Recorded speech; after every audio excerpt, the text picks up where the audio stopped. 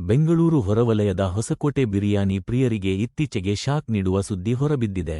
ಬೆಳಗಿನ ಜಾವ 4 ಗಂಟೆಗೆ ಸಿಗುತ್ತಿದ್ದ ಪ್ರಸಿದ್ಧ ಬಿರಿಯಾನಿ ಇನ್ನು ಮುಂದೆ ಲಭ್ಯವಿರುವುದಿಲ್ಲ. ಈ ನಿರ್ಧಾರಕ್ಕೆ ಕಾರಣವಾಗಿರುವುದು ಪೊಲೀಸರ ಹೊಸ ಮಾರ್ಗಸೂಚಿಗಳು.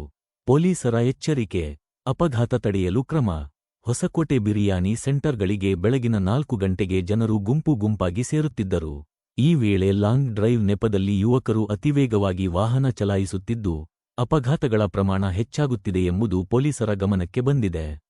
ಮುಂಜಾನೆ ದಟ್ಟ ಜನಸಂಚಾರ, ರಸ್ತೆಗಳಲ್ಲಿ ವಾಹನಗಳ ಜಾಮ್ ಹಾಗೂ ಸುರಕ್ಷತೆ ಸಮಸ್ಯೆಗಳನ್ನು ತಡೆಯುವ ಉದ್ದೇಶದಿಂದ ಪೊಲೀಸರು ಬಿರಿಯಾನಿ ಮಾರಾಟ ಸಮಯವನ್ನು ಬೆಳಗ್ಗೆ 6 ಗಂಟೆಗೆ ಬದಲಾಯಿಸಲು ಸೂಚನೆ ನೀಡಿದ್ದಾರೆ. 2. ಬಿರಿಯಾನಿ ಕ್ರೇಜ್ಗೆ ಬ್ರೇಕ್. ಹೊಸಕೋಟೆಯ ಆನಂದ್ ದಮ್ ಬಿರಿಯಾನಿ, ಮಣಿ ಬಿರಿಯಾನಿ, ಅಕ್ಷಯ್ ಬಿರಿಯಾನಿ ಮೊದಲಾದ ಹೋಟೆಲ್ಗಳು 4 ಗಂಟೆಗೆ ಬಿರಿಯಾನಿ ಬಡಿಸುತ್ತಿದ್ದವು.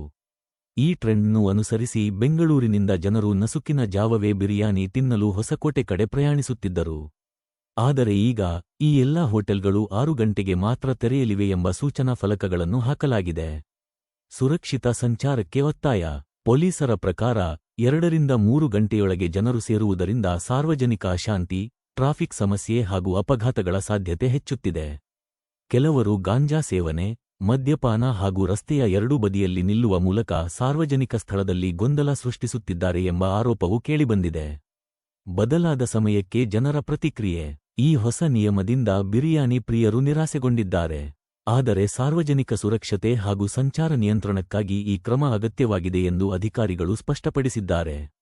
ಇನ್ನು ಮುಂದೆ ಹೊಸಕೋಟೆ ಬಿರಿಯಾನಿ ಸವಿಯಲು ಬೆಳಗ್ಗೆ 6 ಗಂಟೆಯ ನಂತರ ಹೋಗಬೇಕಾಗಿದೆ.